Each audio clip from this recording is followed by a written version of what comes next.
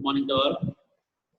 So this is the second class on nutrition topics.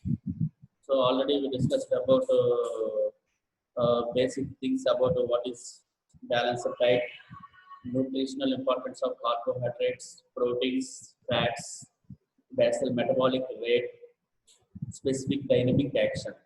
So today we will discuss about nutritional disorders. Okay, it is a very important topic in this. Okay.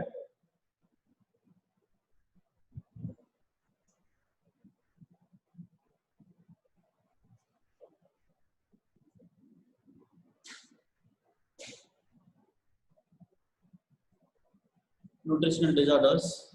This is already we are given in the recent internal examination. So there are so many students they are attended this answer. So here there are small mistakes they are given answer.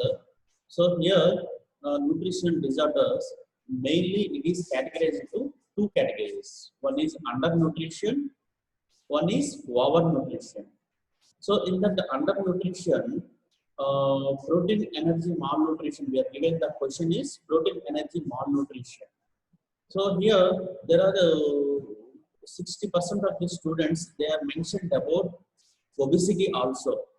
Okay, there are 60% of the students they are mentioned about obesity.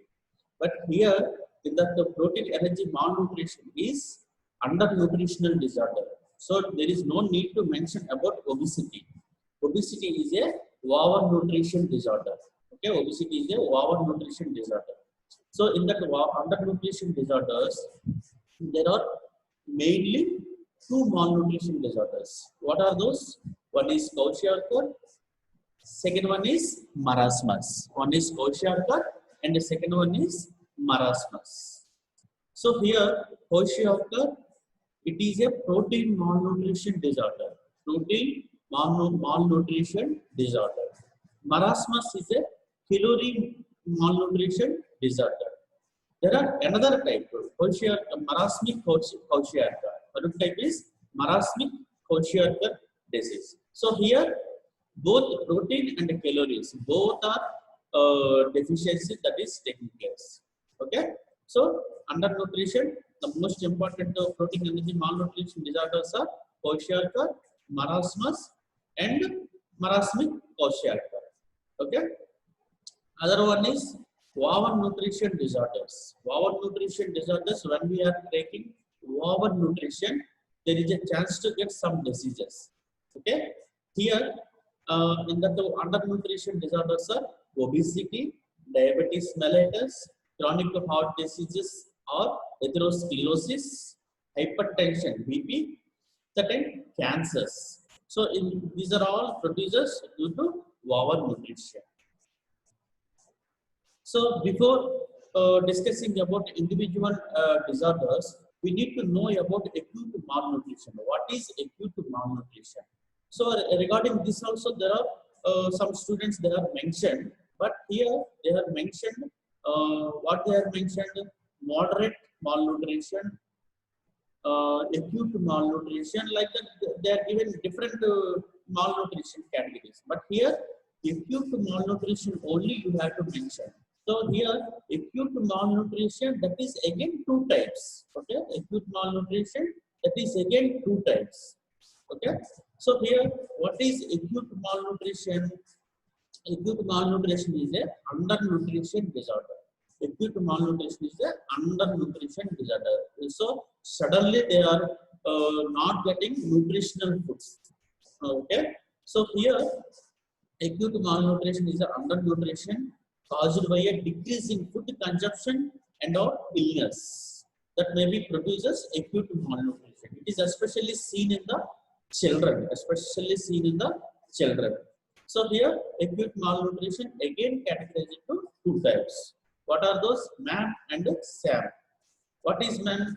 Moderate acute malnutrition, severe acute malnutrition, moderate acute malnutrition, severe acute malnutrition, and their symptoms. So, moderate acute malnutrition symptoms are muscle wasting and edema. Severe acute malnutrition is stunted growth and head circumference. Okay, so here these are the two types. So here moderate acute malnutrition, it is a treatable. Okay, it is a treatable. So when there is a who are suffering with the moderate acute malnutrition, if they are not treated by proper treatment, there is a chance to convert this moderate acute malnutrition to the severe acute malnutrition. Okay, so if a MAM is untreated, it can lead to SAM, but both are life-threatening conditions. Okay, but it is moderate acute malnutrition that is treatable. Severe acute malnutrition that is very critical. So here you can see this baby same image both before treatment and after treatment. So this is the moderate acute malnutrition baby. Then after they are given the treatment, then it is the acute baby. Okay. So these malnutrition disorders, especially in the children, we will observe it due to poor pregnant women who are not maintain nutritional foods. So during the pregnancy, they must take proper nutrition food. So like carbohydrates, vitamins, minerals, calcium, phosphorus, iron, these are all nutrition food they have to take. If they are not taking these proper nutrition food during the pregnancy, there is a chance to produce these protein energy malnutrition disorders in the children. Okay. So normal baby weight, boy is from 2.5 to 4.3 healthy weight, girl is 2.4 to 4.2, that is kg, that is the normal weight of the birth of the baby. Okay. So now nutritional disorders. Nutritional disorders, it is also called protein energy malnutrition or protein calorie malnutrition. Okay. So it is especially seen in the children or in the infants. Okay. So these are mainly two types. What are those? Kwashiorkor and marasmus. First we will discuss about Kwashiorkor. So here also there are some students, they are confused about onset of the disease. Kwashiorkor, we must remember that is greater than 1 to 5 years of the children. 1 to 5 years of the children. But there are some students given answer that is Kwashiorkor is seen in the less than 1 year of the baby. That is wrong. So Kwashiorkor is seen in the greater than 1 to 5 years of the children. Okay, don't confuse. So it is main cause is the lack of protein diet in the taking food, protein diet. Okay, they must take protein diet. Who are lacking of proper protein diet, there is a chance to get Kwashiorkor disease. So what are the symptoms we see? So you can see change in skin and hair color and texture. So here you can see this baby hair color, that is gray color, and also the structure also that is very pale. Okay. Next one is a fatigue, diarrhea, loss of muscle mass, edema, especially we seen in the ankle, feet, and the belly. Okay, accumulation of water. Next one is damaged immune system. So immune system is also that is damaged. So who are having less immune system, damaged immune system, there is a chance to get some other infections also. Okay. Next one is flasky rash. You can see rash on the legs.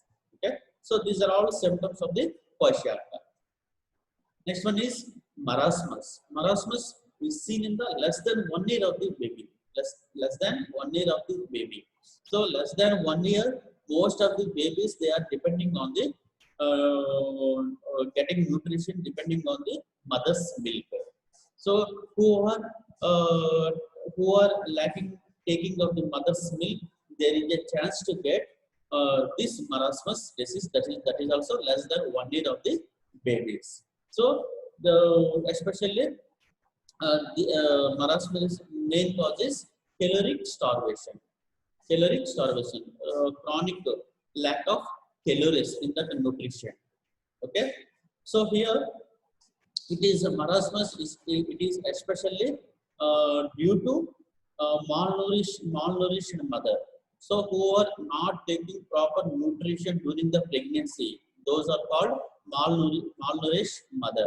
Okay, and who are given bottle feeding to the babies. Babies are not getting proper calories. So in these conditions, there is a chance to get marasmus disease. Okay, so symptoms are last year lot of muscle mass, last year lot of muscle mass and subcutaneous fat. So they are very lean. Okay, this is the chronic baby marasmus. Other symptoms include dry skin, brittle hair, chronic diarrhea, respiratory infections, and the stunted growth. These are all symptoms. So this is about marasmus. Third one is marasmic kwashiorkor. So this is, you already told you, both the lack of both protein and caloric diet. So there is a chance to get marasmic kwashiorkor disease. So that is about malnutrition disorders, protein energy malnutrition disorders. Now it is overnutrition disorders. So who are taking overnutrition? So that is different categories. So one is atherosclerosis complications, or second one is obesity. Some of the people who are taking overnutrition, there is a chance to get hypertension, diabetes, cancers. These are all complications due to overnutrition. So these are called overnutrition disorders. First one is atherosclerosis. You know that very well. Atherosclerosis means blocking of flow of blood in the arteries. Okay, blocking of flowing of blood in the arteries due to accumulation of the fat in the walls of the arteries. Okay, so it is due to hypercholesterolemia. So in the blood, the cholesterol normal range is 150 to 250 milligrams per deciliter. So who are having more than 250 milligrams per deciliter, then there is a chance to accumulate cholesterol in the arterial wall. So especially here we need to remember about lipid profile. In that lipid profile, we know that LDL and HDL cholesterol. So in the LDL is called bad cholesterol, HDL is called good cholesterol. So why it is called LDL is the bad cholesterol? So due to in the atherosclerosis, most of the LDL cholesterol that is accumulated in the walls of the arteries. So it may be blocks the flow of the blood. There is a chance to get heart attacks. So HDL is the good cholesterol. Why it is called a good cholesterol? HDLs, those are transported in the blood. When it is reached to the blocked arteries, that removes the blocked LDL from the accumulated in the arterial wall. That removes the LDL. So when HDL reaches to the blocked place, LDL cholesterol, HDL cholesterol that binds to the LDL cholesterol, that removes the LDL cholesterol and that is circulated. So when we are having normal range of the HDL cholesterol, there is no chance to get heart attacks. Most of the heart attacks that is reduced by the who are maintaining HDL cholesterol normally. Okay, this is about atherosclerosis. So if we are getting atherosclerosis, what are the preventive factors we need to take? One is use vegetable oils rich in polyunsaturated fatty acids. Vegetable oils are having more amount of polyunsaturated fatty acids. Next one is diet rich in linoleic acid. Linoleic acid, especially it is seen in the omega-6 polyunsaturated fatty acids. Next one is consumption of soybean and fibrous food. Next one is consumption of antioxidant vitamins. Reduce intake of egg yolk, argan meat, and dairy product. So, if you wanted to reduce atherosclerosis, we need to take proper nutritional food. So, these are all rich nutrition that reduces the atherosclerosis. So, what are the treatment? Treatment, we know that dietary modifications, drugs, surgical procedures in the severe conditions. Next disorder, next disease is obesity. Okay, it is a overnutrition disorder. Overnutrition disorder. So here there is a change of the BMI due to overnutrition. So these two guys are having same height and the same weight. Okay, same height, but there is a variation in the weight. But both are having same age group. Okay, but here we need to remember at that each age we need to maintain proper weight according to height. Okay, according to height. Who are having greater than 20% of the normal body weight, they are considered as obese persons. Okay, who are having greater than 20% from the normal body weight, they are considered as obese persons. That is depending on height by weight. That is called basal metabolic index. Okay, so body overweight, obesity, that is due to mainly accumulation of the fat, that is especially triacylglycerols. There are one or two students only they are mentioned about this triacylglycerols. Remaining all they are not mentioned in the examination. What are the cholesterol that is accumulated? So most of the fat accumulation, that is triacylglycerols, in the white adipose tissue that is taking place. So here 70%, I think there are only one or two students only they are mentioned about types of obesity. No one is mentioned about types of obesity. So here you can remember these types of obesity. There are 6 types of obesity. What are those?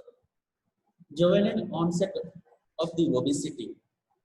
Okay, maturity onset obesity, hormone related obesity, drug induced obesity, obesity due to psychiatric factors, obesity due to genes, genetic problem.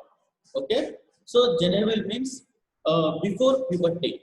Okay, before puberty, that is taking place, juvenile onset of the obesity. Maturity onset obesity, due to maturity, after the maturity there is a chance to get obesity. Hormone related obesity, hyperthyroidism, Cushing syndrome. So in these, some hormones that produces accumulate more cholesterol. So this is also produces obesity person. Next one is drug induced. Some drugs also that produces more fat, accumulation of more fat that is taking place. Some drugs. Obesity due to psychiatric problems. Due to psychiatric problems, there is a chance to eat more food. That is the one of the psychiatric problem. They will eat more food. There is a chance to obesity. Obesity due to genetic disorders. So these are all types of the obesity. So here about leptin, this is also mentioned about only 1 or 2 students only. So leptin, this is very easy to remember. Leptin, everybody know that leptin. Leptin controls the obesity. Okay, it is a peptide hormone. Leptin is a peptide hormone. It is produced from the adipose tissue. It is produced from the adipose tissue. So here it acts on brain and suppresses the peptide appetite. So leptin that is produced from the fat tissue, then it is reached to the brain. Then in the brain it controls the appetite, then increases the energy expenditure in the body. So when it is reduces the appetite, there is no chance to take more food.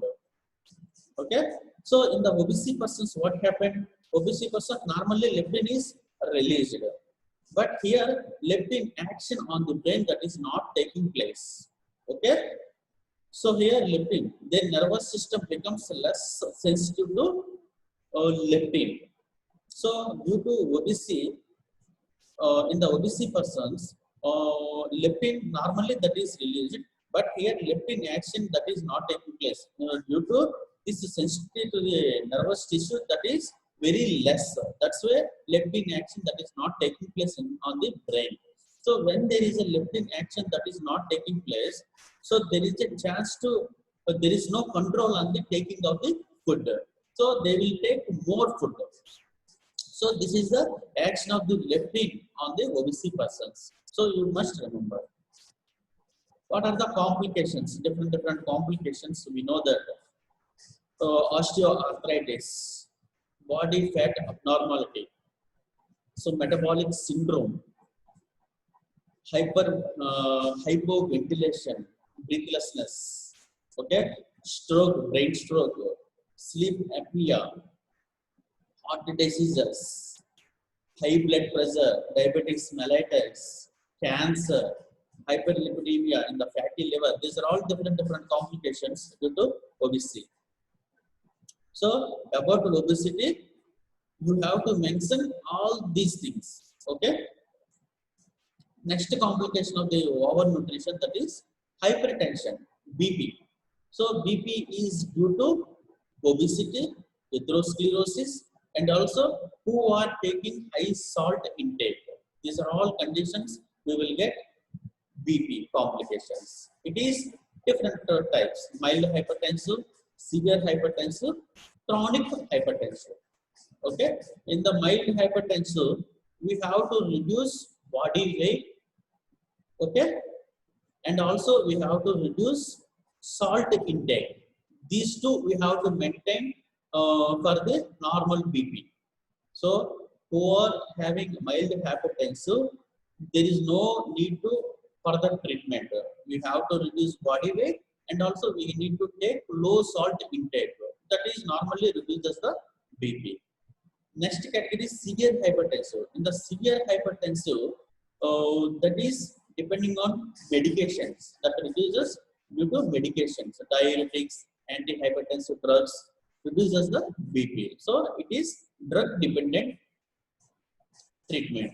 Next one is chronic hypertension. Chronic hypertension, it leads to heart failures, renal failures, stroke, renal damage. There are all complications. So in the chronic hypertension, it is especially seen in the obesity persons. Okay, only surgical procedures only that is taking place to take cholesterol from the body.